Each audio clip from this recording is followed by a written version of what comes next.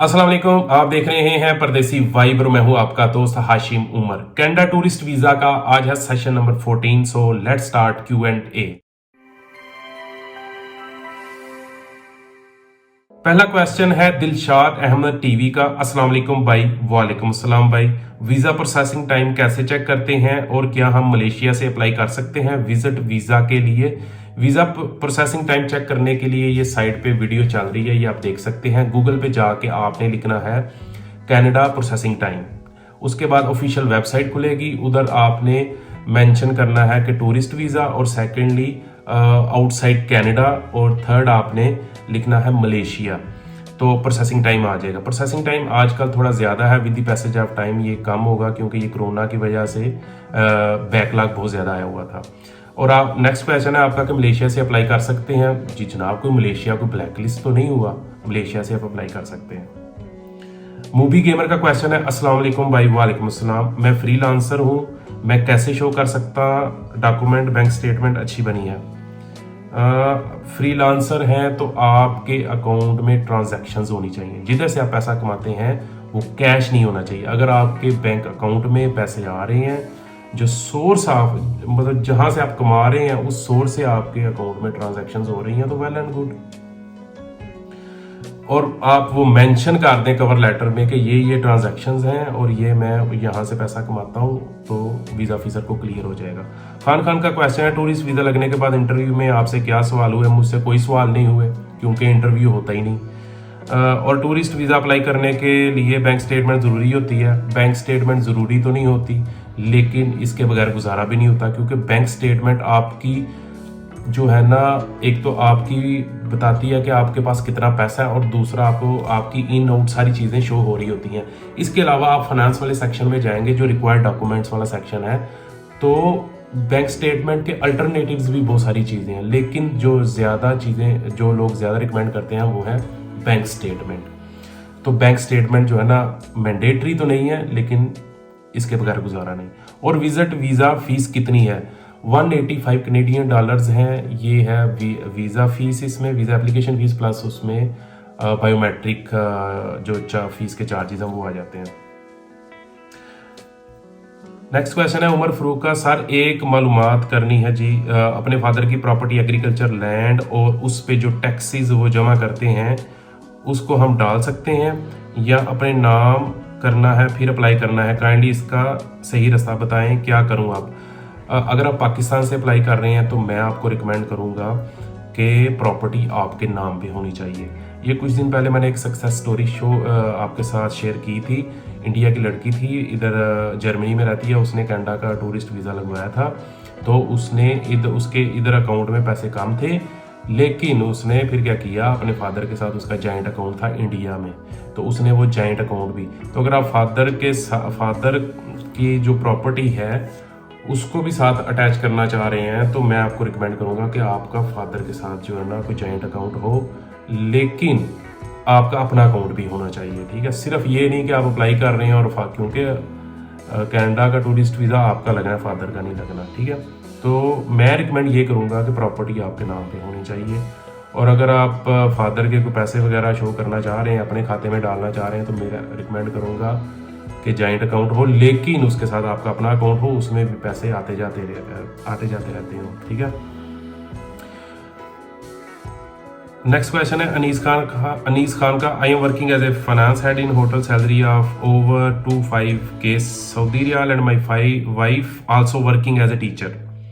I have a bank account balance of around 100K Saudi Riyal and my wife has over 50K Saudi Riyal balance in a bank account. I visited UAE in 2022 and have a Turkey visa recently, but get a rejection from Schengen twice, once from France and once from Germany. Now planning to apply for Canada visit in January 2023. Have an invitation letter from my friend from Canada. Looking for your kind advice. Should I clear the Schengen rejection first? और can apply for a Canada visit? Thank you ji Anees Khan. मेरा अगर मुझसे आप पूछेंगे तो मैं आपको यही रिकमेंड करूँगा कि पहले आपको शेंजन से जो रिजेक्शन हुई है वो आप क्लियर करें, क्योंकि ये जो है कनाडा का जो विजिट वीज़ा है या कनाडा का कोई भी आप वीज़ा लगवा लें, वो मेरे ख्याल से वो सबसे मुश्किल तरीन वीज़ा, इवन के यूएसए से भी मुश्किल है। तो उस जब आप अप्लाई करें, क्योंकि आप मेरे ख्याल से पाकिस्तानी नेशनैलिटी है और पाकिस्तान से ही अगर आप अप्लाई कर रहे हैं तो हमारे ऊपर उन्होंने काफ़ी नज़रें रखी होती हैं, तो हमारी कोई हमने लूप होल नहीं छोड़ना। तो आपकी ये चीज़ें क्लियर आप करें पहले, ये जो फ्रांस और जर्मनी से रिजेक्शन हुई है उसके बाद आप कनाडा का अप्लाई करें। और मुझे तो हैरानगी है, आपकी प्रोफाइल इतनी अच्छी है तो फिर आपको ये कैसे फ्रांस और जर्मनी से रिजेक्शन हो गई। तो ये अपनी जो आपकी कमी पेशी है ना वो आप ख़त्म करें, और ये जो रिजेक्शन है ये ख़त्म करें, उसके बाद कनाडा के लिए अप्लाई करें। इमादुद्दीन का क्वेश्चन है, sir 10 days of stay duration के लिए कितनी बैंक स्टेटमेंट लाजमी है सर?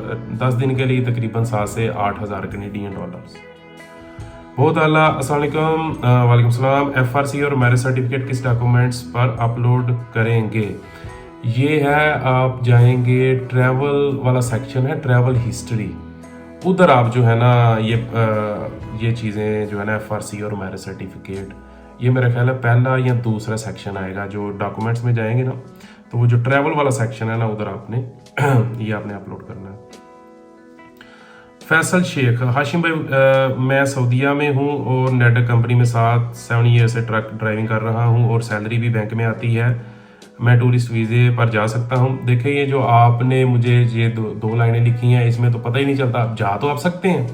आपने ट्रक ड्राइविंग का बताया, 7 साल का बताया, ये मैटर ही नहीं करता। आप 7 साल से काम कर रहे हैं, उनको कनाडा टूरिस्ट वीज़ा लेने के लिए एक्सपीरियंस मैटर नहीं करता, ना ही आपकी नेटवर्क कंपनी काम करती है, ना ही आपका ये ड्राइविंग जो रिकॉर्ड है ये मैटर करता है कि आप ट्रक, तो ये चीज़ें देख के पता ही नहीं चलता। तो क्वेश्चन क्लियर किया करें, आपकी सैलरी कितनी है, आपकी ट्रैवल हिस्ट्री क्या है, ये चीज़ें मैटर करती हैं कनाडा का टूरिस्ट वीज़ा अगर आपने लगवाना है। तो बाकी ट्रक ड्राइवर्स के लिए मैं कनाडा जा रहा हूँ और आपके लिए बहुत अच्छी न्यूज़ मैं कोई लेके आऊँगा नहीं, उधर ही बैठ के आपको बताऊँगा कि ट्रक ड्राइवर्स गल्फ रीजन से कैसे उधर जा सकते हैं टूरिस्ट वीज़े पे। नहीं, मैं कोई आपके लिए टूरिस्ट वीज़े से आगे वाली चीज़ लेके आऊँगा, लेकिन अभी मैं आपको इसलिए नहीं बता सकता, मैं खुद उधर जाके चीज़ें एक्सपीरियंस करूँगा, उसके बाद मैं आपको बताऊँगा। शाहिद का क्वेश्चन है, this is Shahid, I really appreciate your comprehensive details about Canada tourist visa, thank you. I want to know how long before one should apply for Canada tourist visa, when we can make travel plan on the end of processing time और even before, thanks. देखें शाहिद भाई, जब आप apply करें तो depend करता है कि अगर आपकी रीज़न कोई बहुत ही जेन्युइन है, यानी कि अगर आप बहन भाई की शादी पे जा रहे हैं या उधर कोई आपके भाई का बिजनेस है उसकी इनागोरेशन पे जा रहे हैं, या आपके भाई की डिग्री कंप्लीट हुई है तो उसकी जो सेरेमनी है उस पर जा रहे हैं, मतलब बहुत ही कोई ज़रूरी काम है ना, तो फिर प्रोसेसिंग टाइम से पहले, मतलब for example processing time 200 days है, लेकिन आपके भाई की जो डिग्री है उसकी सेरेमनी कोई 100 दिन के बाद है, तो आप अप्लाई कर दें, ठीक है।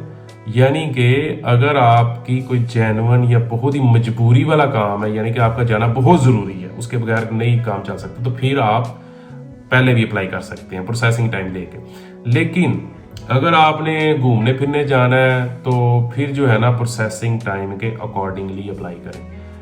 हाँ, ये हो सकता है कि प्रोसेसिंग टाइम से 20-25 दिन पहले आप अप्लाई कर दें, लेकिन ज़्यादा नहीं।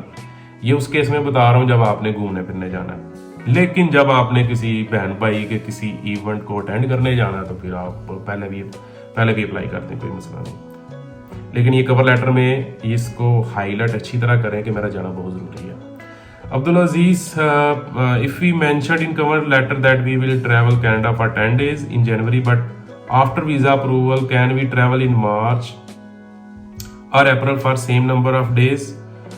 देखें, ये मैं आपको इसका ये बताऊंगा कि अगर आपकी बहुत जेन्युइन रीज़न है तो फिर आप लेट कर सकते हैं, अदरवाइज जो आपने उनको डेट दी है उसी महीने क्या उसी दिन को आपने ट्रैवल करना है, ठीक है। 5-6 दिन भी अगर आप लेट हुए हैं तो मैं आपको रिकमेंड करूंगा कि फिर आपको वीज़ा ऑफिसर को जेन्युइन रीज़न बतानी पड़ेगी कि मेरी ये मजबूरी थी, फॉर एग्जांपल किसी रिलेटिव की खुदा न खासा डेथ हो गई या मैं बहुत बीमार हो गया था, आपको रसीदें दिखानी पड़ेंगी। आप वो रसीदें साथ लेके जाएं, सारे प्रूफ लेके जाएं, ताकि इमिग्रेशन ऑफिसर जो बैठे हुए हैं एयरपोर्ट पे उनको आप दिखा सकेंगे कि इसलिए मैं लेट हुआ हूँ, ठीक है। Otherwise without any genuine reason आप एक दिन भी लेट नहीं कर सकते मेरे मुताबिक, मैं ये रिकमेंड करूँगा।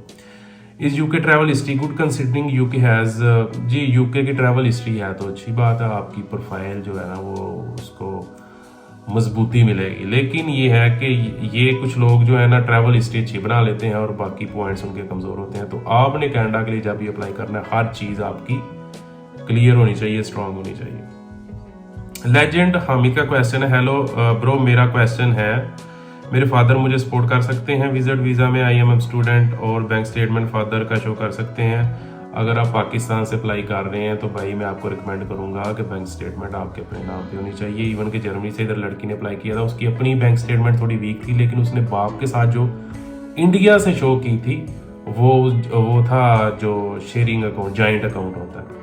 तो मैं ये रिकमेंड बिल्कुल नहीं करूँगा कि आप फादर की स्टेटमेंट, और वो भी अगर आप देखें पाकिस्तान से अप्लाई कर रहे हैं तो हमने कोई लूप होल नहीं छोड़ना।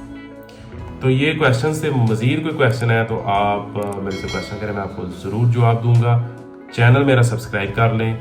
मिलते हैं नेक्स्ट वीडियो में। अल्लाह हाफिज़।